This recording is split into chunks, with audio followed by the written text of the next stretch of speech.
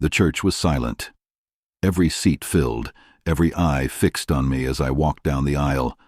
The music swelled, the flowers glistened under candlelight, and my dress carried the weight of every dream I had ever dared to believe in. Guests smiled, cameras flashed, and the whispers of admiration followed me with each step. To them, this was a fairy tale made flesh, a perfect bride, a perfect groom, and a perfect love. But fairy tales have edges sharper than glass, and while the world saw beauty and joy, I felt something else pressing against my skin, something cold, something heavy. The preacher stood before us, his voice steady as he prepared to seal our vows. My hands trembled in Marcus's grip, though no one noticed. Or perhaps one man did.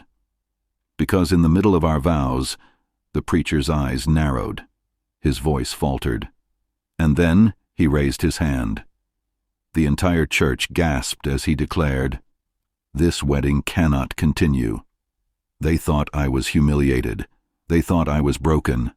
But by sunrise, he would be broke, and I would be free. Before I tell you what the preacher saw, subscribe right now. If you don't, imagine your happiest day ripped apart by a secret you never expected. Comment your city below. I'll see who's bold enough to speak and who hides in silence. To understand what happened that day, you need to know how it all began. My name is Danielle. I was raised to believe in hard work, in loyalty, in building something real. When I met Marcus, he was everything a woman could want. Charming, successful, a man whose words could light up a room. He made me believe in destiny. He made me believe in forever. Our love moved fast, too fast. Dinners that stretched till morning, trips across cities, his laughter wrapped around me like music. Within months he was on one knee with a ring that caught the light of the stars themselves. And when I said yes, I thought I had said yes to a life of endless promise. The engagement was a spectacle, champagne, photographers, and smiles that blinded me from looking too closely. Soon, we were planning the wedding of the century. My friends envied me, my family admired me, and I trusted him with every piece of my heart. But as every guest admired us, I never realized that trust can be a cage, that love without truth is only a mask. And masks, no matter how perfect, always slip. As the wedding day drew closer, the glow of perfection began to dim in ways so subtle most would have ignored them. But when you live inside a dream, even the faintest cracks echo like thunder. Marcus was different. At first it was small, phone calls taken in the hallway, his back turned, his voice low and clipped. Then came the late nights, explained away by work. His phone, once left casually on the counter, was now tucked into his pocket like a secret. I wanted to believe it was stress. After all, building a company is a battlefield, and Marcus was at its front line. But silence between us grew louder than words. The laughter that had once filled our nights had thinned into shadows of itself. Friends began to ask if I was nervous. Family teased me about cold feet. I smiled through it all, telling them I was fine. But behind my smile, unease crawled. My journal became my only confidant. Page after page, I wrote questions I was too afraid to ask him directly. Why does he disappear for hours? Why does he leave the room when his phone rings? Why do I feel like I am preparing to marry a stranger? The closer we moved toward the altar, the more the whispers grew. One bridesmaid leaned close during rehearsal and said, "Danielle, are you sure about this? He seems distracted." Her words lingered in my chest like a cold weight, but I pressed forward. I told myself love was stronger than suspicion, that every relationship has its quiet storms, that my faith in him could outweigh the doubts clawing at me. Yet in the quiet of my room, staring at my reflection in the veil, I felt something tightening around me, a truth I could not name, but could not escape. And as I stood there, clutching the dress I had dreamed of since childhood, I whispered into the silence, "Please, God, let this be real. Let me not be walking into a lie. But the silence gave me no answer, only the hollow echo of a prayer unanswered, and I would soon discover why. Would you have ignored the warning signs like I did, or walked away before it was too late? Subscribe now and drop your city in the comments. If you don't be surprised when you wake up one day and realize the warnings were always there, and you chose silence. The week before the wedding, the unease that haunted me finally found a voice. It came not from strangers, but from blood, my cousin Gloria.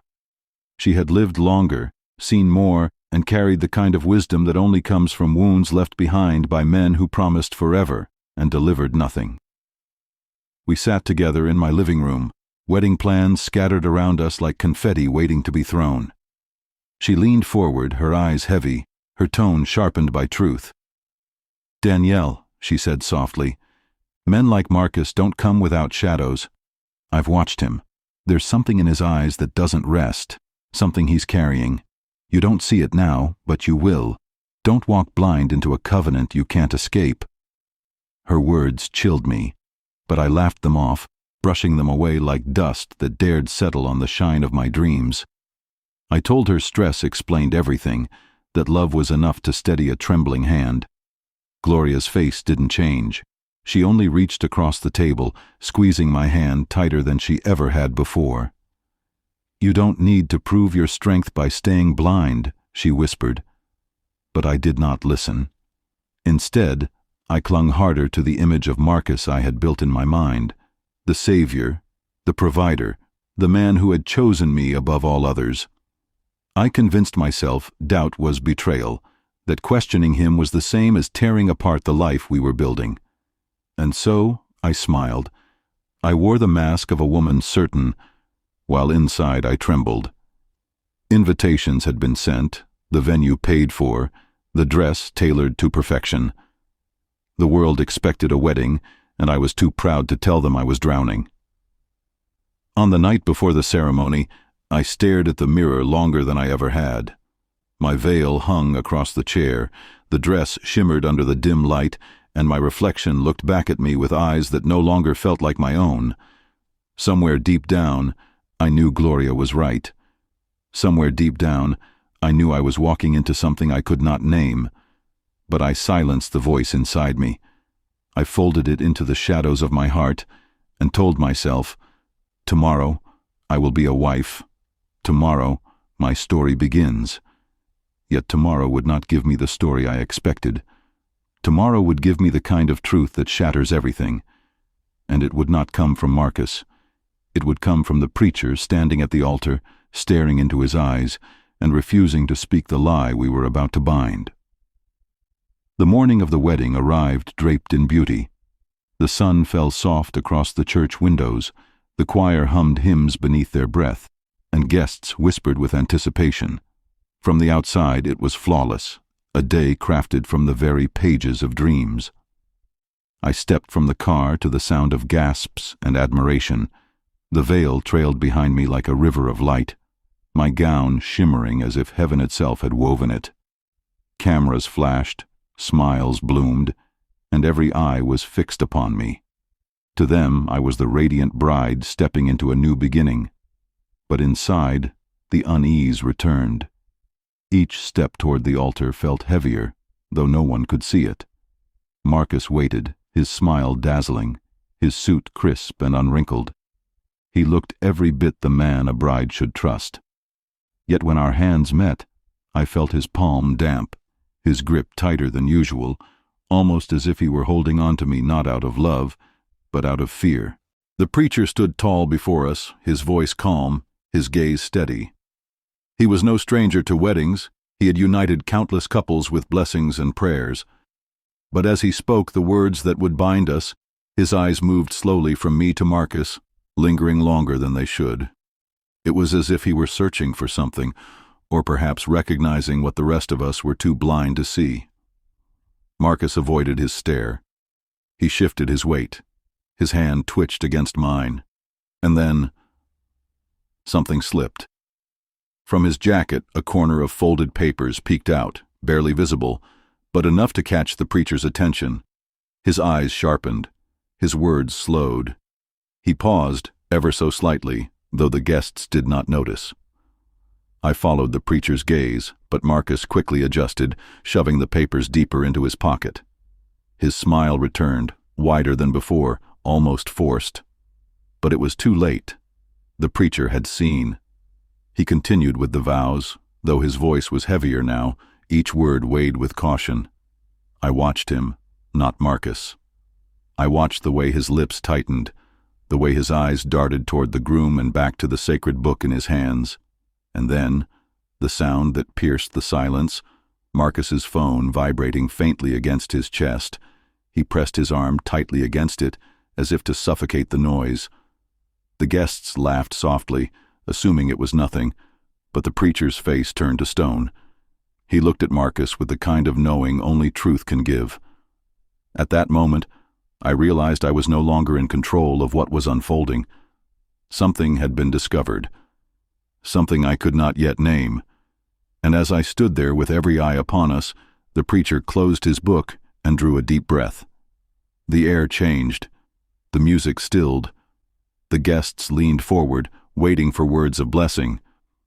But instead, the preacher lifted his hand, silencing the church with a gesture that froze my heart. What he had seen, he could not ignore. Would you want a preacher to stop your wedding if he saw a truth you didn't? Subscribe now and tell me your city. If you don't, then don't be surprised when the lies you ignored walk with you down the aisle. The silence inside the church grew so thick I could hear my own pulse echoing in my ears.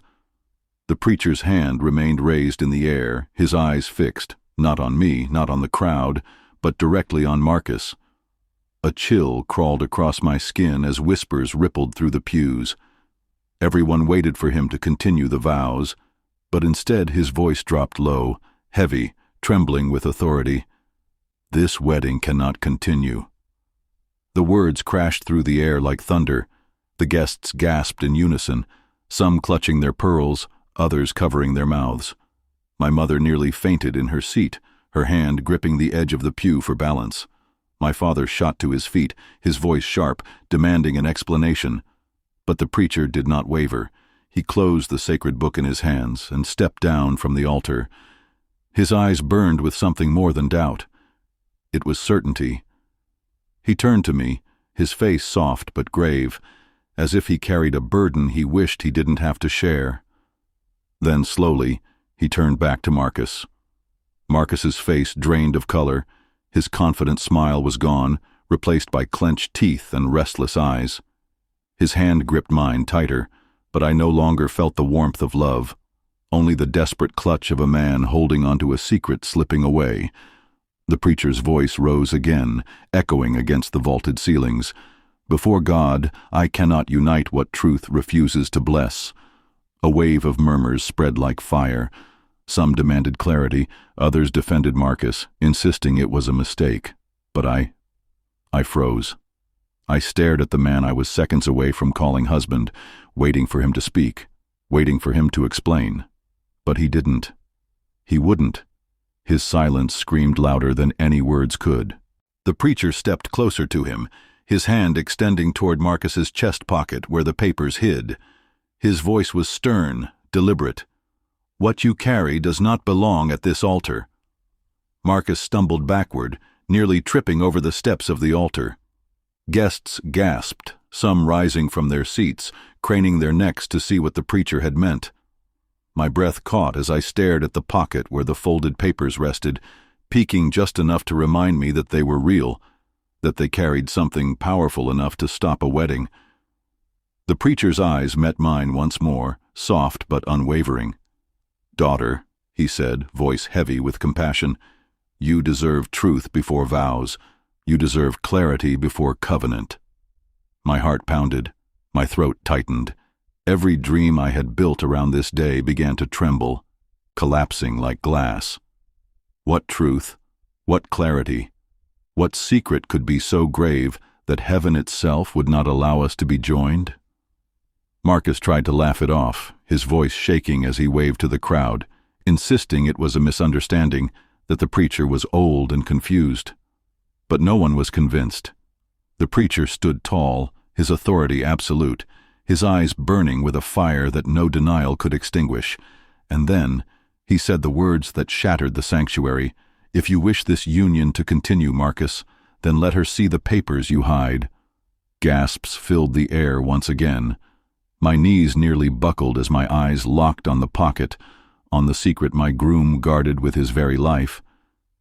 In that moment I knew there was no turning back. The truth was standing at the door, and it was about to walk in. The church was no longer a place of peace. It was a storm of whispers, of eyes darting between me, Marcus, and the preacher, who stood like an unshakable pillar in the center of it all.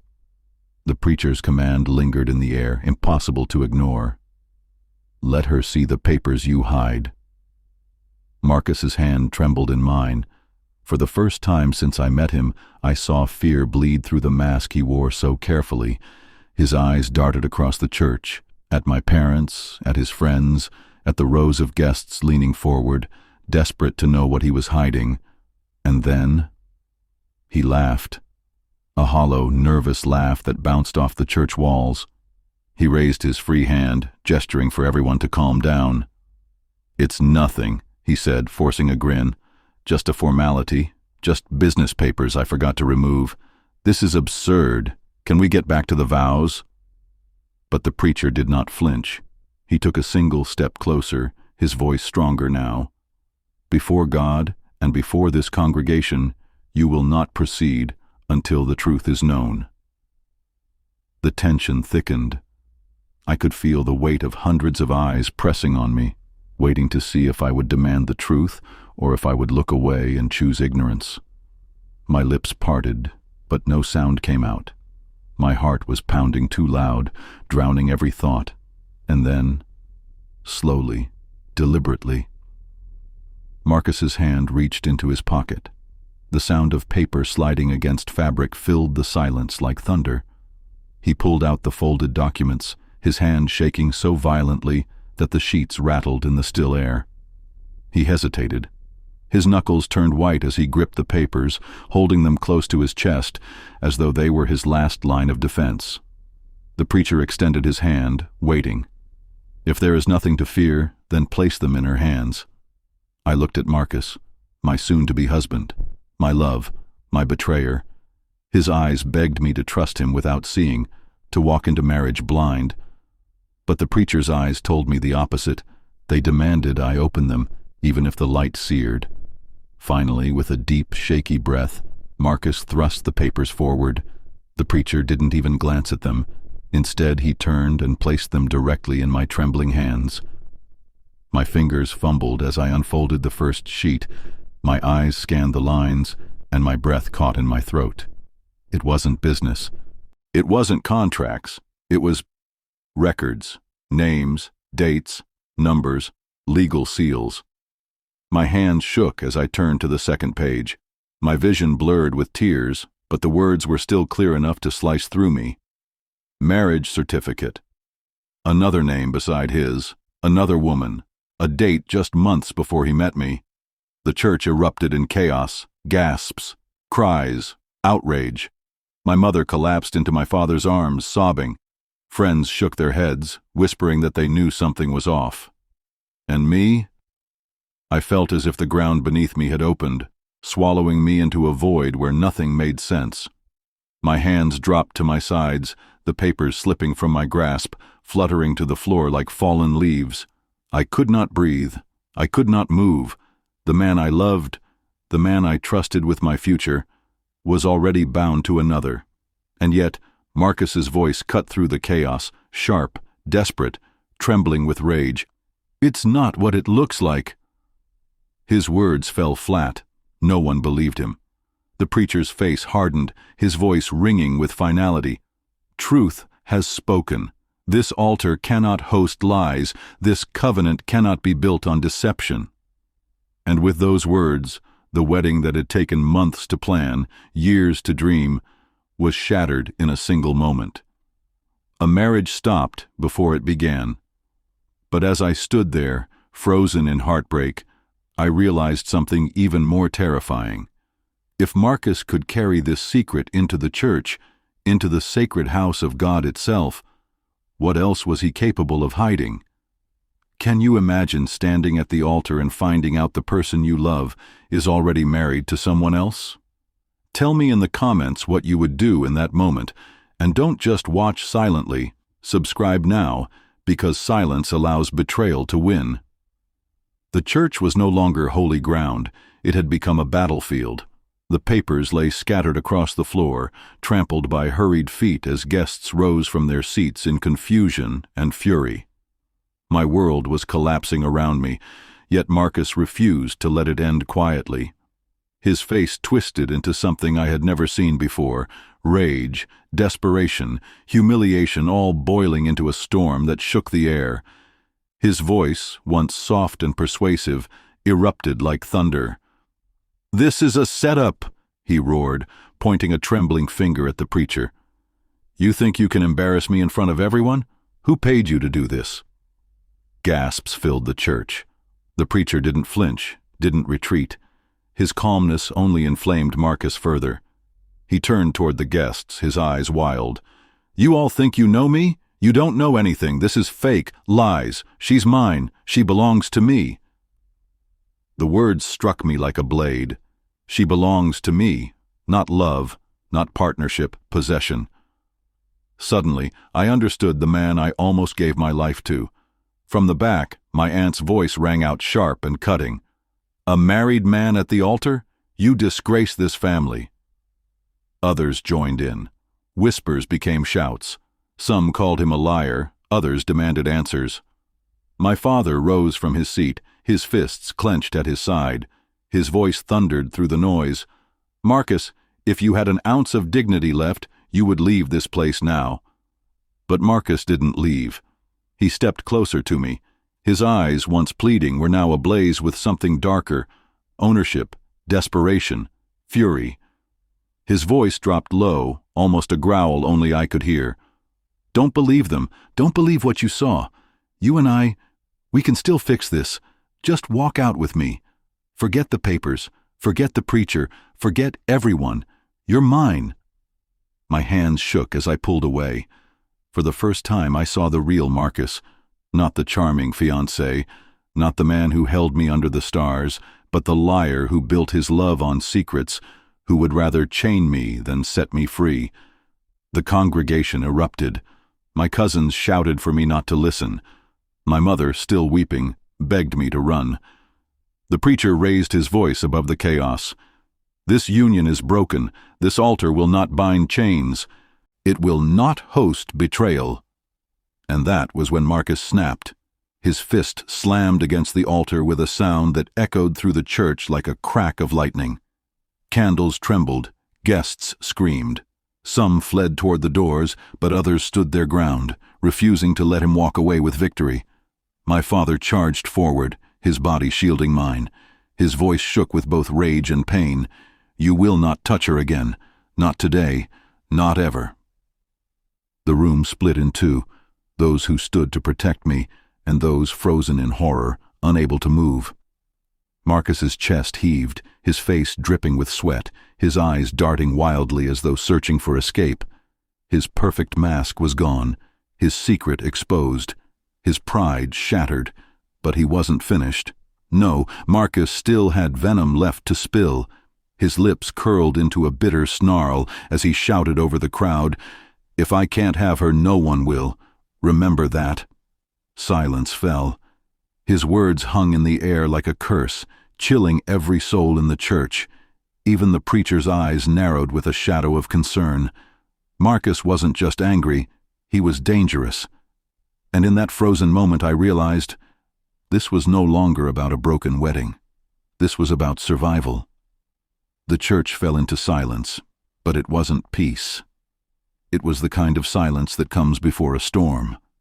Marcus's words still echoed, "If I can't have her, no one will." My hands went cold, my knees weakened, and yet I stood, frozen, waiting for his next move. His hand slid into his jacket pocket. My breath caught. The room tensed. Some guests ducked behind the pews. My father's arm pushed me further behind him. For one dreadful second, I thought Marcus would pull out something that would end us all. But instead, his trembling fingers produced a small, black wallet, the very symbol of his double life. He held it high, waving it like a weapon.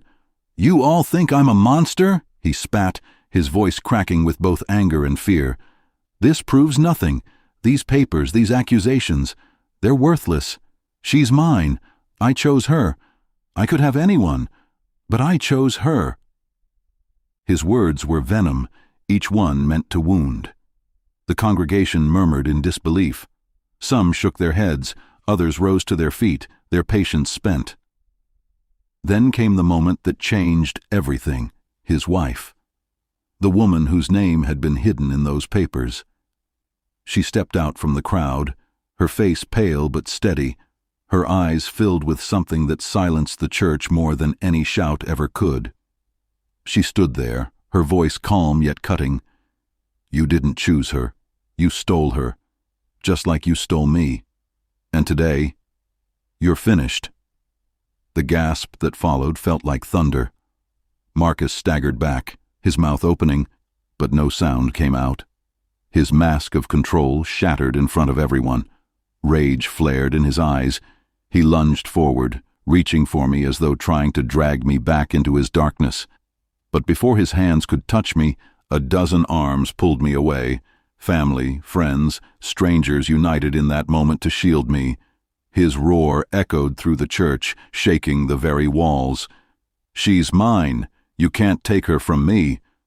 The preacher stepped down from the altar, his Bible in hand, his voice unshaken. "This house is not yours to defile. You will leave now, or you will be removed." Marcus's chest heaved, his eyes darting from face to face, realizing there was no ally left, no hand extended, no love remaining. Every lie, every charm, every secret, all of it lay exposed. He was a king without a crown, a groom without a bride, a man undone. But he didn't go quietly. He pounded his fists against the altar rail, his screams echoing, "You'll regret this. Every one of you will regret this." Guests rushed toward the doors. Mothers clutched children. My cousins pushed me out of the aisle, forming a wall around me. My father confronted him once more, his voice low but deadly. "This ends today, Marcus. You will not destroy her. You will not destroy us." And for the first time Marcus faltered. His shoulders slumped, his hands shook, his rage dissolved into something almost pitiful, fear. He looked around and saw nothing but rejection. His empire of lies had crumbled. He was alone. Yet even in defeat, his last words were poison. "If you think this is over, you're wrong." Then, like a shadow slipping into the night, Marcus stormed out of the church. The doors slammed behind him with a sound that rattled the walls, leaving only silence, tears, and the heavy weight of what had almost been my wedding. The doors closed behind Marcus, but his presence lingered like smoke after a fire. No one moved at first. The church was frozen, breathless, as though afraid that one sudden sound would summon him back. My bouquet slipped from my hand, petals scattered across the aisle, a picture of beauty ruined, just like the day itself. My mother bent to pick it up, but when she touched it, she froze, her hands trembling. She whispered only one word: "Cursed." The guests began to stir, murmuring to one another. Some left quickly, unwilling to stay in a place that had become a battlefield. Others lingered, whispering, staring at me with pity. Some even with suspicion, as if I had known all along what Marcus truly was. I stood there in silence, my veil slipping from my head, my gown no longer a symbol of joy, but of chains I had almost walked into. My father placed his hand on my shoulder, steadying me, but his eyes told me what his lips would not. He was scared. Not just of Marcus, but of what Marcus might still do. The preacher cleared his throat, his voice breaking the tension. "This ceremony cannot continue, not today, not like this. Go in peace, and may God protect this bride." His words fell heavy, not as a blessing, but as a warning. Guests began filing out. The sound of their footsteps was like the slow toll of a bell, final, mournful, inevitable. My bridesmaids surrounded me, their dresses torn, their makeup smudged, their smiles gone. One of them whispered, "He's not finished. Men like that never walk away." And I knew she was right. Marcus's rage, his pride, his obsession, they wouldn't let him rest. The way he had looked at me before, storming out, those burning eyes, they weren't the eyes of a man who had lost. They were the eyes of a man plotting his next move. I wanted to run, to disappear, to strip off the dress and erase the day. But I couldn't. Too many eyes were on me, too many whispers filled the air. I had become a symbol of survival, of a wedding that ended not in vows, but in war. Outside the church, the night was still. The air was heavy, pressing down on us as we stepped out beneath the cold light of the street lamps. The world looked unchanged, but for me, nothing would ever be the same again. Then, as the last guests departed, I noticed something. Parked at the far end of the street, half hidden in shadow, was a car. The engine was off, but I could feel the weight of someone watching. My heart raced. I knew it was him. Marcus hadn't left. He was waiting for the moment when I was alone, vulnerable, defenseless. My father noticed it too. He pulled me close, whispering, "Don't look. Just keep walking." But the fear in his voice told me all I needed to know. This wasn't over. Not tonight. Not ever, until Marcus had what he wanted, or until someone stopped him. The car rolled away from the church, but peace did not follow. My hands clutched the seat, trembling, while the veil that once crowned me lay crumpled on the floor. My bridesmaids whispered nervously. My father kept glancing through the rear window, and my mother sat in silence, her rosary beads tangled in her fist. Every corner we turned, every stretch of road we drove, I felt it, that pull, that presence, that knowing. Marcus was near, and then it happened. Headlights, bright, unblinking, appearing in the mirror. A car trailing behind us. No honk, no attempt to overtake. Just there. Too close, too deliberate. My father's grip tightened on the driver's seat. He didn't speak, but his jaw clenched. His eyes darted to mine in the mirror, silently asking, "Do you see it too?" I nodded, my throat dry. For miles, the car followed. At turns, it turned. At stops, it paused. Its presence was a silent declaration. Marcus wasn't finished. He was hunting. My bridesmaids began to cry quietly, stifling their sobs in their dresses. My mother finally whispered the words no one wanted to admit. "It's him." My stomach twisted. The man who had once kissed my hands, promised me a lifetime of love, stood at the altar awaiting my vows, was now trailing me like prey. The car suddenly accelerated, pulling closer, headlights flooding through our rear window. For a moment, I could see his outline. Marcus, gripping the wheel, his face a mask of fury and obsession. My father pressed harder on the accelerator, swerving onto a side street, hoping to lose him. Tires screeched, hearts pounded, breaths caught. But Marcus followed. Every move we made, he mirrored. Every escape we attempted, he blocked. And then, as suddenly as it began, the headlights vanished. The road stretched empty behind us. No car, no sound, no Marcus. But the silence was worse. Because if Marcus wasn't behind us, where was he? I leaned against the window, searching the shadows of the passing streets. Every alley looked like a hiding place, every face in the distance like his. He could be anywhere. He could be everywhere. My father finally pulled into our driveway, his hands shaking as he turned off the engine. "Inside," he said firmly, "quickly." We rushed in, locking doors, shutting curtains, checking windows, but even inside my childhood home, surrounded by my family, I didn't feel safe.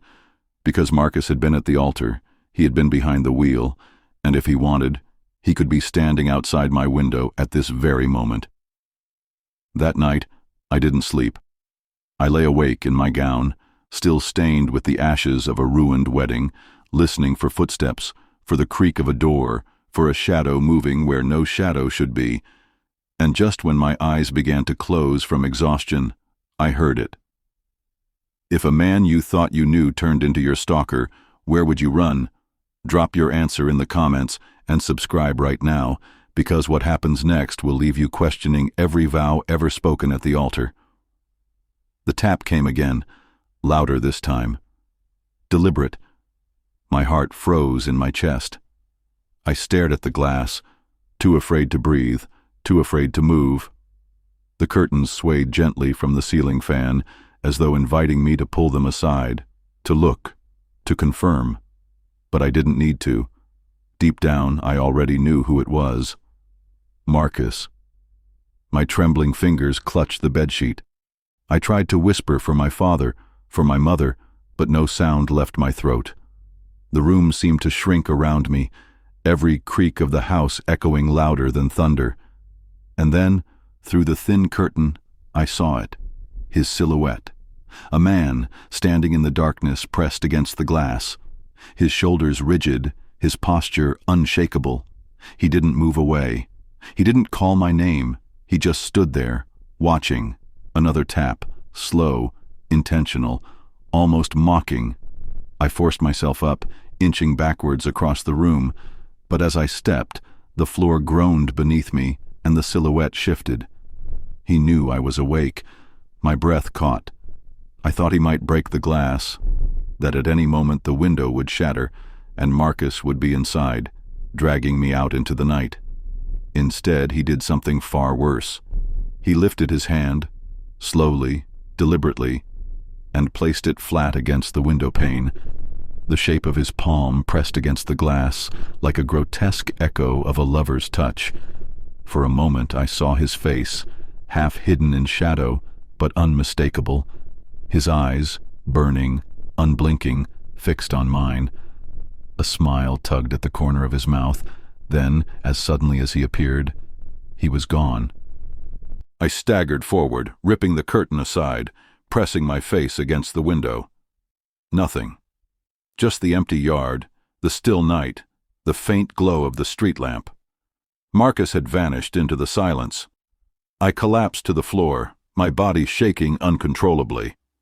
It wasn't relief I felt. It was worse. Because Marcus hadn't left for good. He had left a message. He could come whenever he wanted.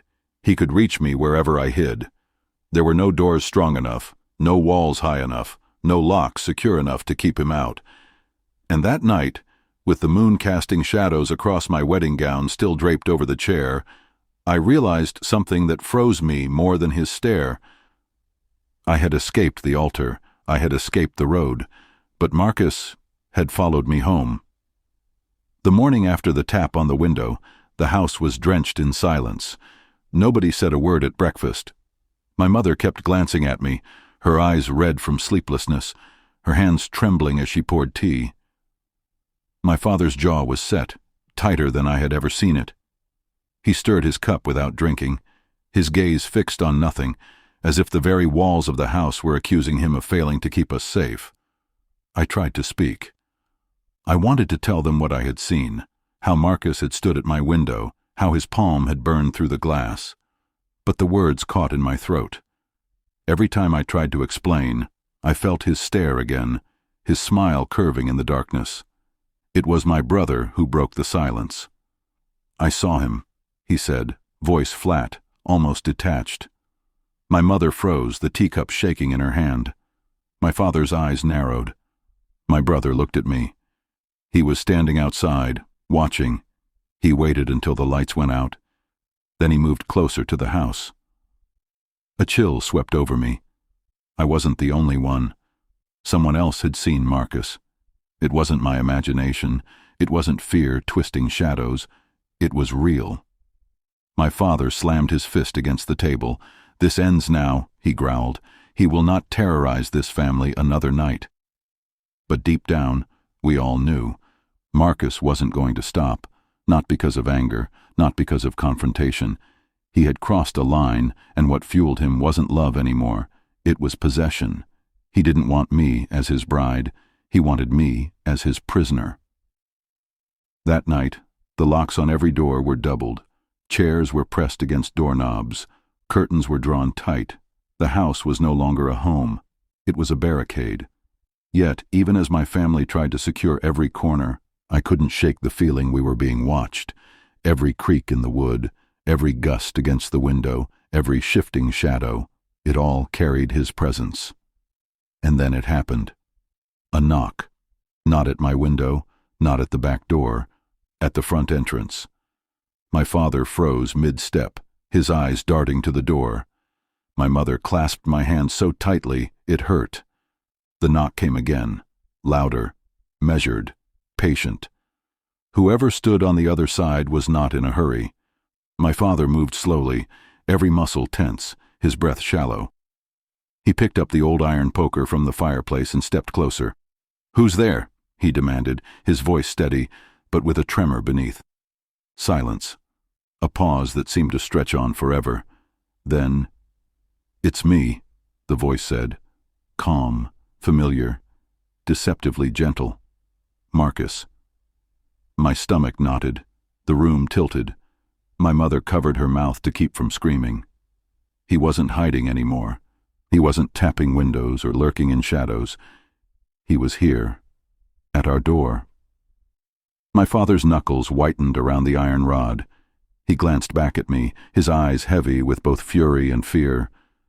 For the first time in my life, I saw him hesitate. Because how do you fight a man who has already convinced himself you belong to him?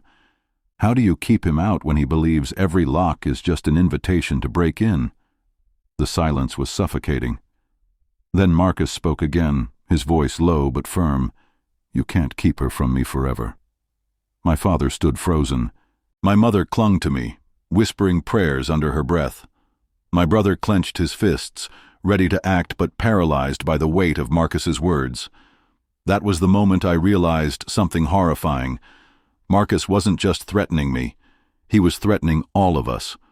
My entire family was in his way, and he wouldn't stop until he tore us apart. And deep down, I knew, the night he would prove it was coming sooner than any of us were ready for.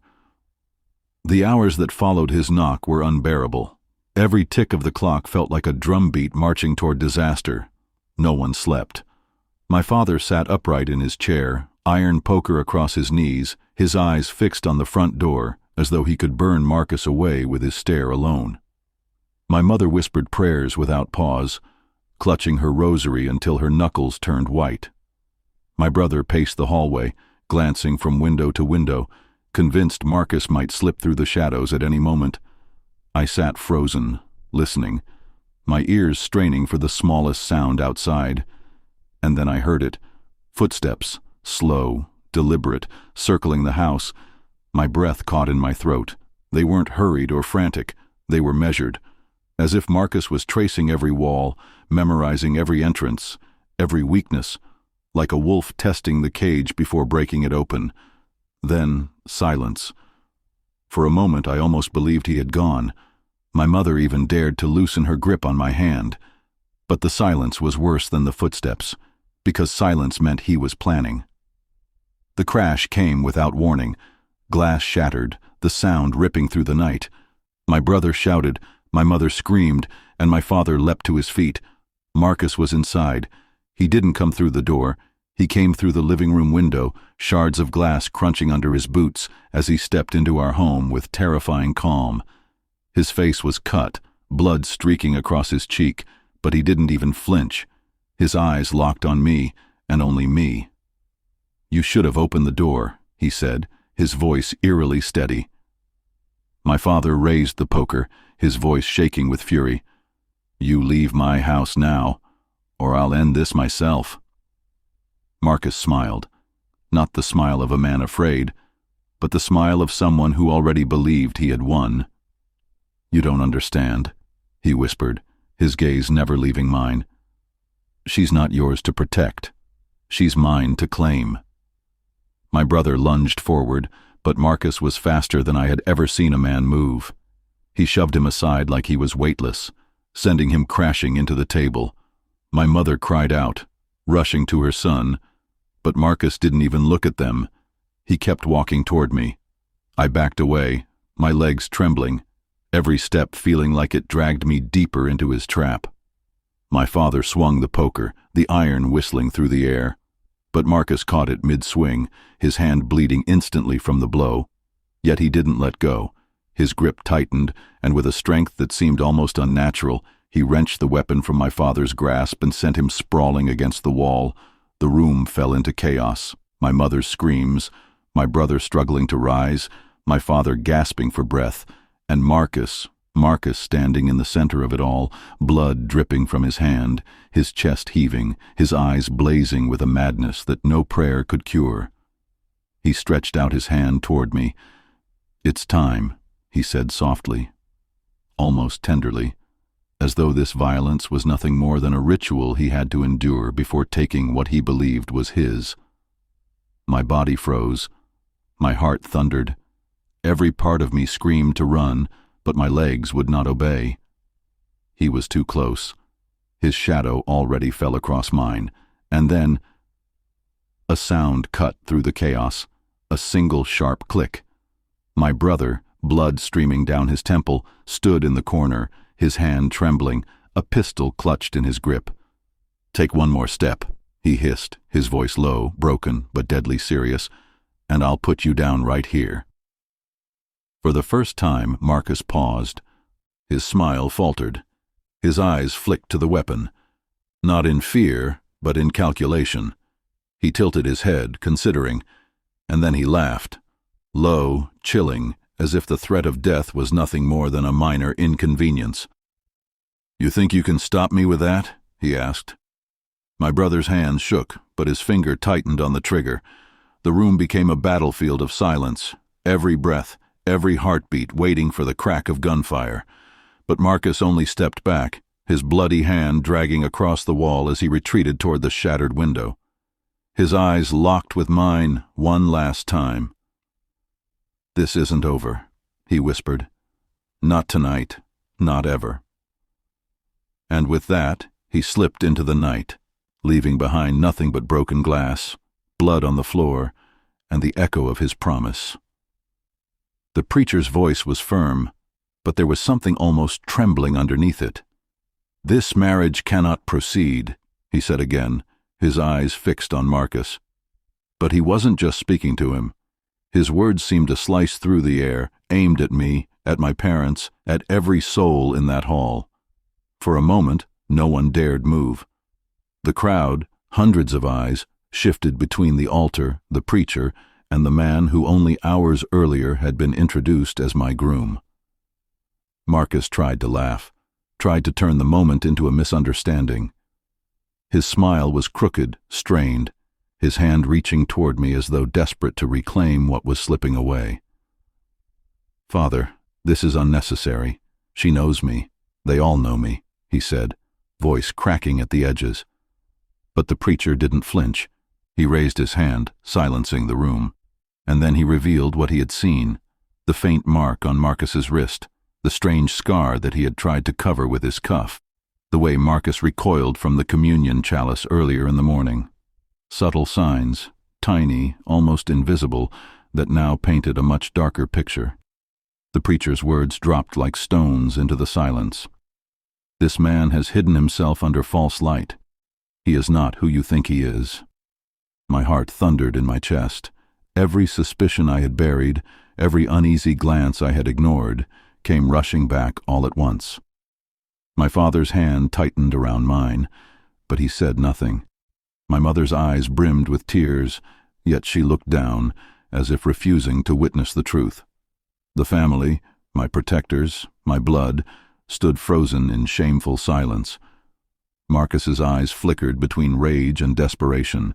He leaned close to me, his whisper hot against my ear. "Don't listen to him. You belong to me. Nothing he says can change that." But deep inside, I already knew. This was no mere warning. This was a revelation. And as the crowd began to murmur, some gasping, others rising to their feet, I realized the unthinkable. My wedding wasn't just being stopped. It was being unmasked. Marcus wasn't simply a groom. He was something else entirely. something that had followed me long before I ever wore the gown. The church erupted into murmurs, whispers clawing at the air, each word fueling the storm that now surrounded me.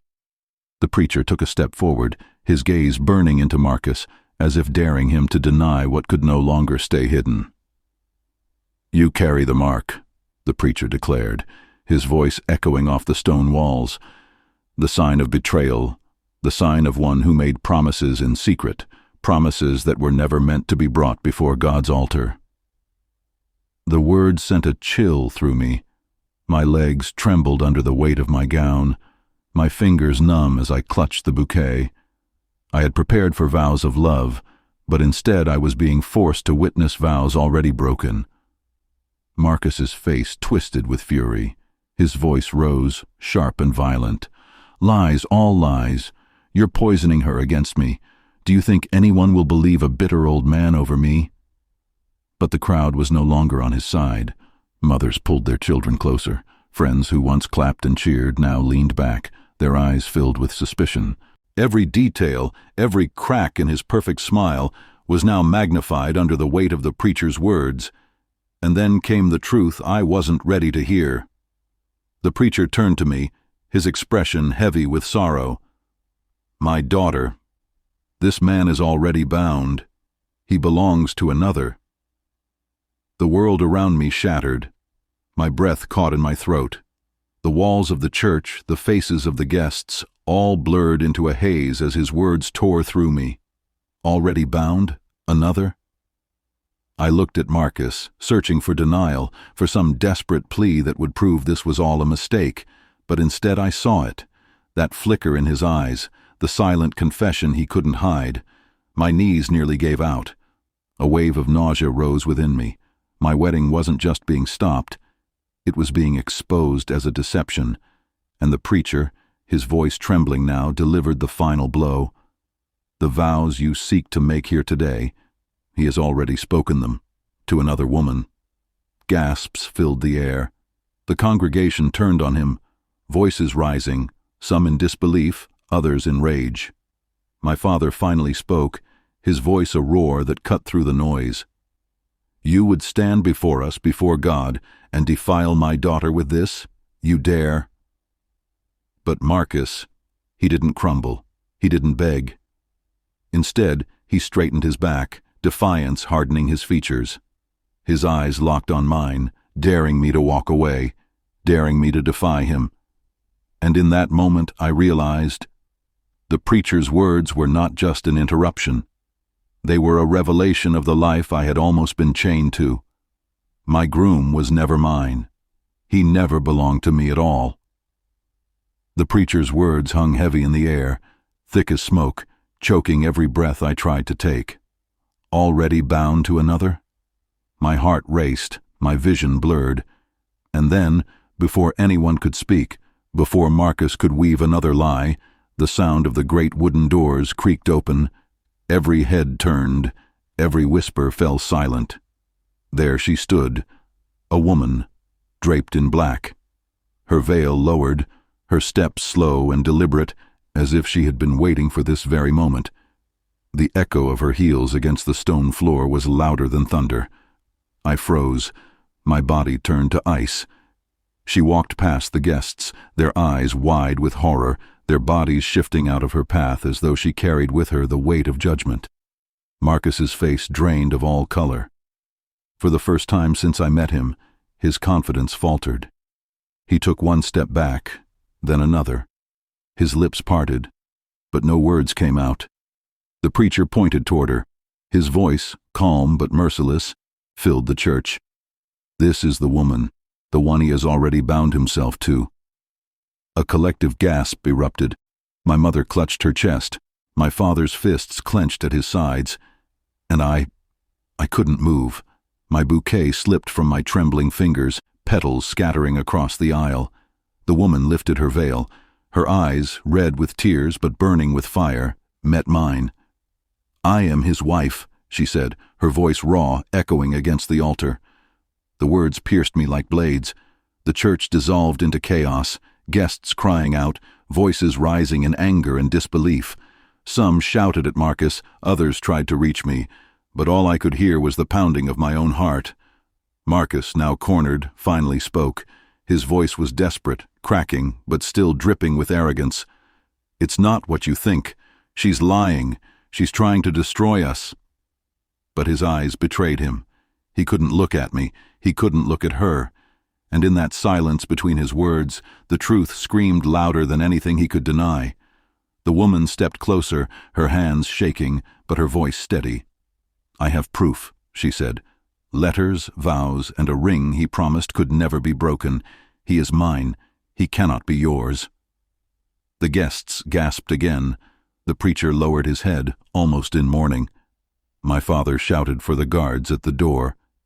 And me? I stood there, drowning in a storm I never asked for. My wedding was gone. My dreams were ashes. And at the center of it all stood Marcus, silent, exposed, finished. Picture it. Your wedding stopped, your groom exposed, and another woman declaring she already wears the ring you thought was yours. Could you stand there and listen? Or would you walk out forever? Drop your answer in the comments. And if you've been holding back on subscribing, this is the moment to do it, because the truth about what happened next will shake you. The church was in chaos. Voices clashed, hands pointed, and the air shook with fury. Yet in the center of it all I stood silent, my gown heavy with shame, my heart torn in pieces. The woman in black raised her hand, holding a crumpled envelope. Her voice cut through the noise. "These are the letters, his vows to me, promises sealed in writing, promises he made long before he looked into your eyes." She dropped the papers at Marcus's feet. They scattered like shattered glass, each word on them slicing through the fragile web of lies he had spun. Guests surged forward, shouting. My father roared for order. The preacher lifted his Bible, commanding silence. But Marcus fell to his knees, his shoulders slumped, his arrogance gone. For the first time he looked small, like a boy caught in a crime he could no longer conceal. And in that moment, I knew. My wedding was over. My love had been an illusion, and the man I thought I knew had buried his truth in the arms of another. I turned from him. Slowly, step by step, I walked down the aisle, not as a bride, but as a woman who had survived betrayal in its rawest form. The crowd parted for me, their whispers soft and sorrowful. The doors of the church creaked open once more, this time for my escape. Outside, the sunlight felt different. It was no longer a blessing. It was a reminder that life had changed forever. My veil slipped from my head and floated to the ground, carried by the wind like the last fragment of a dream I would never return to. Behind me, chaos continued, the preacher demanding truth, the woman in black demanding justice, the guests demanding answers. And Marcus?